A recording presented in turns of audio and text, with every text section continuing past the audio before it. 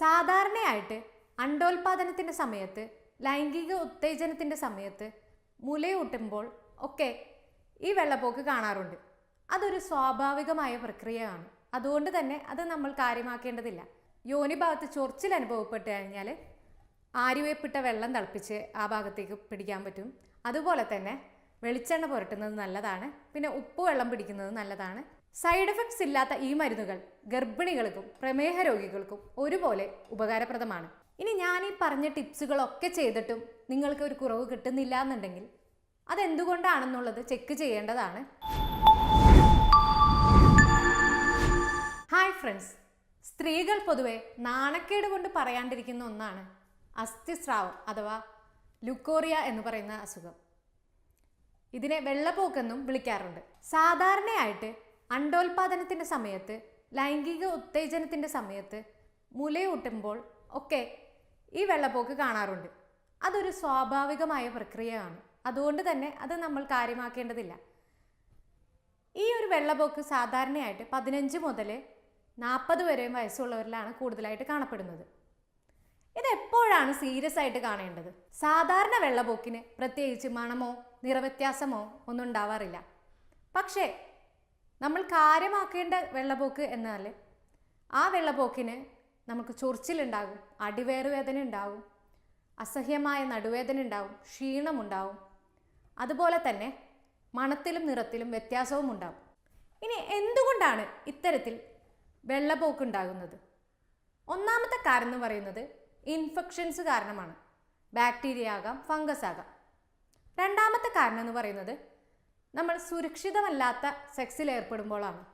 മൂന്നാമത്തെ കാരണം എന്ന് പറയുന്നത് വ്യക്തിശുചിത്വം ഇല്ലാതിരിക്കുമ്പോഴാണ്. ഗർഭാശയ ക്യാൻസർ, പ്രമേഹം, ഹോർമോണൽ ഇംബാലൻസ്, അതുപോലെ തന്നെ ടെൻഷൻ, കഠിനമായ ജോലി, മറ്റു മരുന്നുകളുടെ ഉപയോഗം, ഇതെല്ലാം ഇതിനൊരു കാരണമാണ്. ഇതിനു പുറമെ ഉറക്കമില്ലായ്മയും വേണ്ടത്ര പോഷകമില്ലാണ്ടിരിക്കുന്നതും ഇതിനൊരു കാരണമായിട്ട് കണ്ടെത്തിയിട്ടുണ്ട്. ഇനി ഇതെങ്ങനെ നമുക്ക് വീട്ടിലിരുന്ന് പരിഹരിക്കാമെന്ന് നോക്കാം.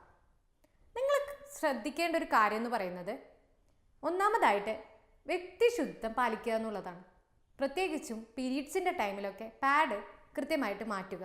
അതുപോലെ തന്നെ അധികം ഈർപ്പം ആ ഭാഗത്തേക്ക് കെട്ടാത്ത രീതിയിലാണ് ശ്രദ്ധിക്കേണ്ടത്. രണ്ടാമതായിട്ട് ശ്രദ്ധിക്കേണ്ട കാര്യം എന്ന് പറയുന്നത് സെക്സ് ചെയ്യുമ്പോൾ ഗർഭധാരണ ഉറകൾ ഉപയോഗിക്കുന്നത് നല്ലതാണ്. കൂടാതെ ലൈംഗിക ബന്ധത്തിന് മുമ്പും ശേഷവും കൈകൾ കഴുകാൻ ശ്രദ്ധിക്കുക. മറ്റൊരു കാര്യം എന്ന് പറയുന്നത് നമ്മളെല്ലാവരും ചെയ്യുന്നൊരു മിസ്റ്റേക്കാണ് യോനി ഭാഗം വൃത്തിയായിട്ട് കഴുകാൻ വേണ്ടിയിട്ട് സോപ്പുമാണ് ഉപയോഗിക്കുന്നത്. അത്തരത്തിൽ സോപ്പ് ഉപയോഗിക്കുന്നത് നമ്മുടെ ഗുഡ് ബാക്ടീരിയാസ് നശിപ്പിക്കാനാണ് ശ്രമിക്കുക. അതുകൊണ്ട് തന്നെ സോപ്പ് ഉപയോഗിക്കുന്നതിന് പകരം വജൈനൽ വാഷ് ഉപയോഗിക്കുന്നതാണ് നല്ലത്. ധാരാളം വെള്ളം കുടിക്കാൻ ശ്രദ്ധിക്കുക. 2.5 ലിറ്റർ വെള്ളമെങ്കിലും കുടിക്കണം. അതുകൂടാഞ്ഞിട്ട് ശ്രദ്ധിക്കേണ്ട കാര്യം എന്ന് പറയുന്നത് നമ്മൾ ഭയങ്കരമായിട്ട് സ്ട്രെസ്ഡ് ഔട്ടായിരിക്കും ഈ സമയത്ത്. അപ്പോൾ അതുകൊണ്ട് തന്നെ ഉറക്കം അനിവാര്യമാണ്. എല്ലാവരും ചോദിക്കുന്ന ഒരു ചോദ്യമാണ്, ഡോക്ടറെ ഇതിന് ടിപ്സ് വല്ലതും ഉണ്ടോ എന്ന്. ടിപ്സ് ഉണ്ട്. അതായത് നിങ്ങൾ യോനി ഭാഗത്ത് ചൊറിച്ചിൽ അനുഭവപ്പെട്ട് കഴിഞ്ഞാൽ ആര്യവേപ്പിട്ട വെള്ളം തിളപ്പിച്ച് ആ ഭാഗത്തേക്ക് പിടിക്കാൻ പറ്റും. അതുപോലെ തന്നെ വെളിച്ചെണ്ണ പുരട്ടുന്നത് നല്ലതാണ്. പിന്നെ ഉപ്പ് വെള്ളം പിടിക്കുന്നത് നല്ലതാണ്. പിന്നെ കൂടാതെ തന്നെ ഡെയിലി 1 സ്പൂൺ കട്ടത്തൈര് കുടിക്കുന്നത് നല്ലതാണ്. എപ്പോഴും നമ്മൾ ശരീരത്തിനെ തണുപ്പാക്കി വെക്കാൻ നോക്കുക. അപ്പോൾ അതായത് ഉലുവ വെള്ളം ഒക്കെ കുടിക്കുന്നത് വളരെയധികം നല്ലതാണ്. ഇനി ഹോമിയോയിൽ ഇതിന് വ്യക്തമായിട്ട് ചികിത്സയുണ്ട്. വളരെ ഫലപ്രദമായിട്ടുള്ള ചികിത്സാ രീതിയാണ് ഹോമിയോപ്പതിയിലുള്ളത്. കാരണം രോഗിയുടെ മാനസികവും ശാരീരികവുമായിട്ടുള്ള ലക്ഷണങ്ങൾ കണക്കിലെടുത്തിട്ടാണ് ഹോമിയോയിൽ മരുന്നുകൾ നിർണ്ണയിക്കുന്നത്. ഞങ്ങൾ ഇവിടെ ചെയ്യുന്നതെന്ന് പറഞ്ഞാൽ ഞങ്ങൾ യൂറോപ്യൻ സോഫ്റ്റ്വെയറുകളുടെ സഹായത്തോടെയാണ് മരുന്നുകൾ കണ്ടുപിടിക്കുന്നത്. അത്തരത്തിൽ കണ്ടുപിടിച്ച മരുന്നുകൾ ജർമ്മനിയിൽ നിന്നും വരുത്തിക്കൊണ്ട് നല്ല പൊട്ടൻസി മരുന്നുകളാണ് ഇവിടെ ഉപയോഗിക്കുന്നത്. സൈഡ് എഫക്ട്സ് ഇല്ലാത്ത ഈ മരുന്നുകൾ ഗർഭിണികൾക്കും പ്രമേഹ രോഗികൾക്കും ഒരുപോലെ ഉപകാരപ്രദമാണ്. ഇനി ഞാൻ ഈ പറഞ്ഞ ടിപ്സുകളൊക്കെ ചെയ്തിട്ടും നിങ്ങൾക്ക് ഒരു കുറവ് കിട്ടുന്നില്ല എന്നുണ്ടെങ്കിൽ അതെന്തുകൊണ്ടാണെന്നുള്ളത് ചെക്ക് ചെയ്യേണ്ടതാണ്. അതിനായിട്ട് ട്രീറ്റ്മെൻറ്റ് എടുക്കേണ്ടതാണ്. ഫലപ്രദമായിട്ടുള്ള ചികിത്സ ഇന്ന് ലഭ്യമാണ്. ഇനി ഈ വിഷയവുമായി ബന്ധപ്പെട്ടോ മറ്റെന്തെങ്കിലും ആരോഗ്യപരമായ വിഷയവുമായി ബന്ധപ്പെട്ടോ എന്തെങ്കിലും സംശയങ്ങളുണ്ടെങ്കിൽ എന്നെ ബന്ധപ്പെടാവുന്നതാണ്.